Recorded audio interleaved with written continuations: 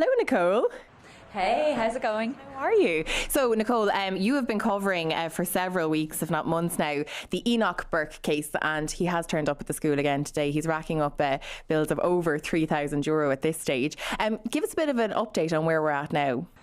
Oh, well, Zara, I suppose to give you an update on where we are now, we have to kind of go back to where it all began. So I'll take you back all the way to the end of the last school year in May, when the principal of Wilson's Hospital School, Niamh McShane, she was the principal at the time, and she issued a request that all teachers use a student's preferred pronouns of they and them and use a new name for that student. Now, Enoch Burke indicated that he wouldn't use this student's preferred pronouns, even though he didn't actually teach the student, and he then confronted the principal about this at a school service and a school dinner, and it's for this confrontation that he was then placed on paid administrative leave.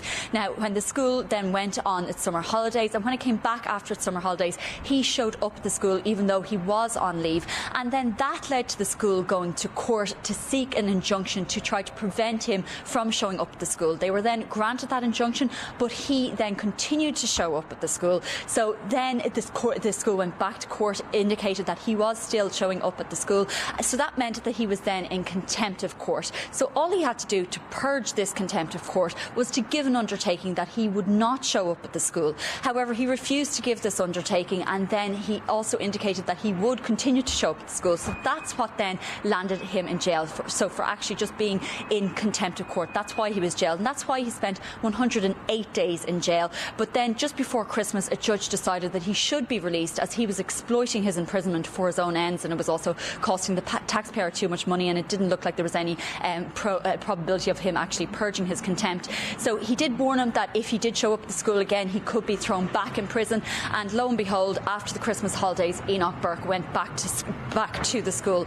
That led to the school going back to court again, and to try to seek another measure to try to make him stay away. So it initially sought the sequestration or the temporary seizure of his assets, but a judge decided that perhaps fining him would be a more appropriate measure. Now, in the middle of all of this, he was actually dismissed properly as well from school after a disciplinary hearing, and then he did continue to show up at that school. The €700 fine that has been imposed for every single day that he refuses to give an undertaking to stay away from the school, that kicked in last Friday, and since then he has been showing up at the school. So, as you say, racking up quite a substantial bill at this stage.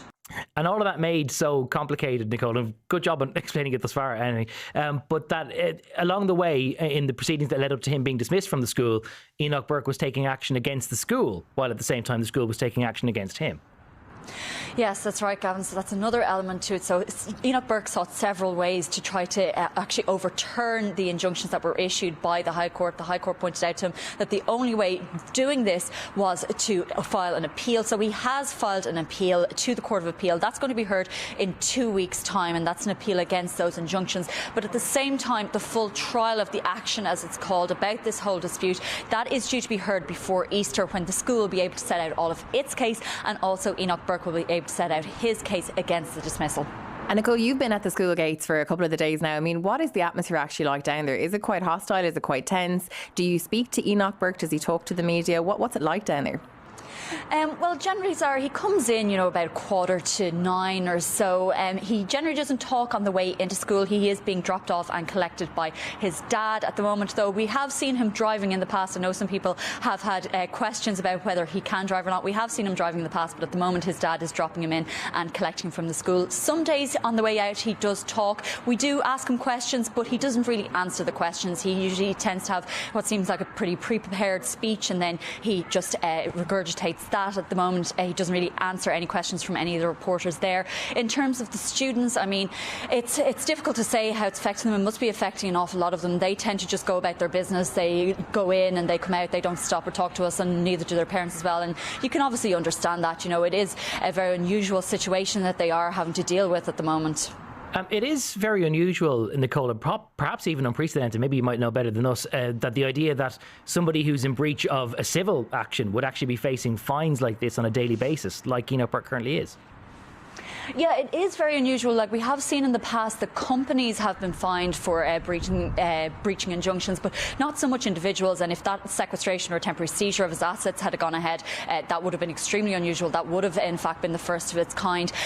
So this is very unusual. As I say, the whole thing is due to be reviewed now next week on the 10th of February because Mr. Justice Brian O'Moore, who issued this order that he could be fined, he said that if he doesn't have the desired effect, that he would be minded to review it, and it could always be increased if it wasn't having the desired effect. So it remains to be seen what he does do when he reviews it now next week, because it's difficult to really see, you know, on his teacher's salary how he can afford to pay it. Indeed, Enoch Burke last week indicated that anyone in his position wouldn't really be able to afford to pay it. So the court didn't really want to re-imprison him again for various reasons that it previously set out, and as I mentioned earlier on. But if he can't pay it, and if he keeps on showing up at the school, it may be just the case that the court may have to look again at re-imprisonment of a measure of making him stay away from the school, and as a sort of, I suppose, punishment for the fine before this whole trial of the action is heard. And of course, then the outcome of that may be very different. We'll just have to wait and see what the outcome of that is.